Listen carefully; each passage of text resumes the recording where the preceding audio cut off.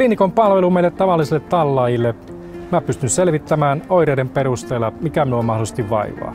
Eli mun täytyy tietää vain, mitä oireita mulla on, missä sijainnissa. Onko jotain yleisoireita, kuumetta, väsymystä siihen päälle vielä.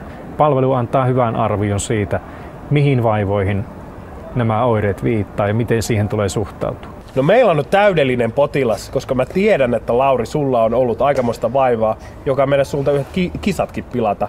Mutta voidaanko me tehdä nyt, että me laitetaan niitä Laurin vaivoja ja me vähän arvuutellaan, että mikä Lauri oikein oli? Kokeillaan. Mitä sulla?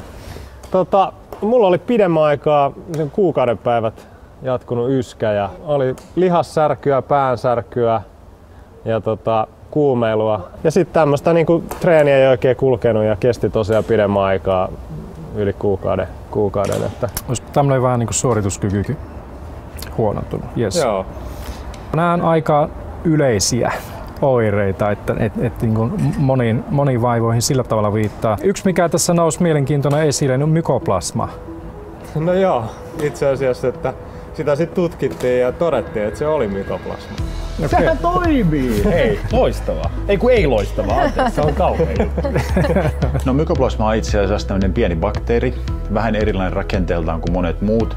Ja se aiheuttaa hengitystiesairauksia niin kuin virukset ja muut bakteerit samalla lailla.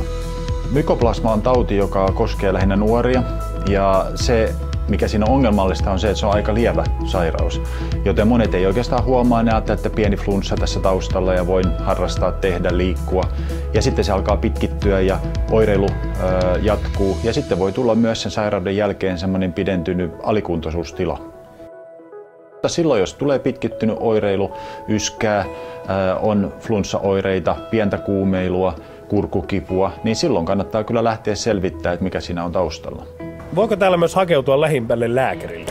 Ilman muuta. Siinä näkyy lähialueelta hyvät sopivat asiantuntijat juuri siihen kyseiseen vaivaan liittyen.